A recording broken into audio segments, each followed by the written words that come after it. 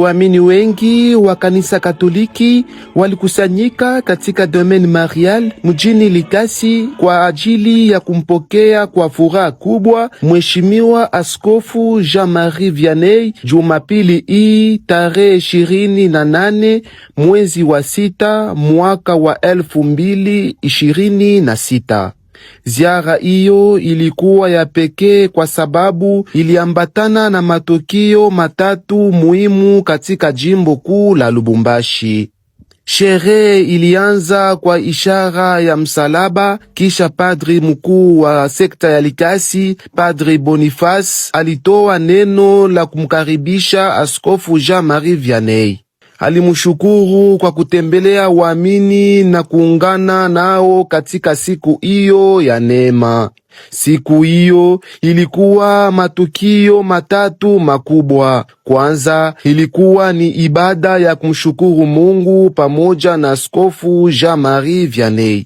Pili ilikuwa ni kufunga rasmi mwaka wa kichungaji wa 2025-2026 kwa sekta ya Likasi. Tatu, vijana 480 kutoka parokia 18 za sekta ya Likasi na maneoneo ya vijijini walipokea sakramenti ya kipaimara. Katika mahubiri yake, Baba Askofu Jean-Marie Vianney alizungumuza kuhusu maana ya msalaba katika maisha ya Wakristo. Vile tubebe msalaba wetu kwa uaminifu na tumufuate Kristu maishani mwetu. Kristu anakuja kwetu vile katika maskini.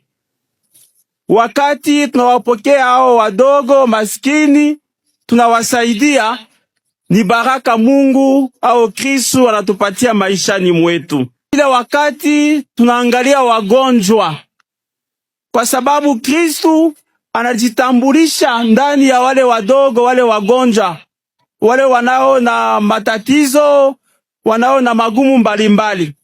Wakati tunawatembelea, tunawaangalia, tunawasaidia, ni baraka Mungu anatupatia ndani ya maisha yetu. Tujue magumu ya ndugu zetu, tujue kutambua mateso ya ndugu zetu na kuitolea kwa Mungu au kwa watumishi wa Mungu. Lakini katika maisha yetu, kama tunajua magumu ya ndugu zetu, tunajua mateso ya ndugu zetu, pahali pa kumtolea Mungu ile magumu ya jirani wetu, sisi tunakuwa wa kwanza wa kumshimanga, wa kumsemea vibaya. Tunamsemea kama, angalia huyu namna gani anahangaika, angalia namna gani vile ni maskini, angalia namna gani vile ana mtoto, angalia namna gani vile ana kazi. Sisi wa Kristo hatuwezi kuwa na ile comportement ya vile. Kazi yetu ni kama vile huyu mtumishi wa Elisa. Magumu ya ndugu zetu tuyachukue, tumutolee Mungu, tuyatolee kwa watumishi wa Mungu. Wakati ulikosa mtoto au ulikuwa na shida fulani, lakini kwa tendo kiloko ile ya ukarimu, saa zingine wewe haujui, Mungu alifungua ile vifungo ndani ya maisha yako. Kumbi tujue kwa na ile ukarimu ndani ya maisha yetu, ili kweli Mungu azidi kufungua ile vifungo vilivyofunga kwa sababu ya uchoyo, kwa sababu ya matendo mabaya ndani ya maisha yetu. Ina maana msalaba kwa sisi, msalaba ni wengine tu. Sasa wewe ujiulize, uko msalaba kwa nani? Kila mtu amuulize mbele jirani wake, wewe uko msalaba wa nani? Leo nilisema kama ndugu zetu vijana hawa watapokea sakramenta ya usabitisho. Wanangu wapendwa, leo ni siku ya neema kubwa kwenu. Mutamupokea na mutapokea zawadi ya Roho Mtakatifu, yule aliyowashukia mitume siku ya Pentekoste.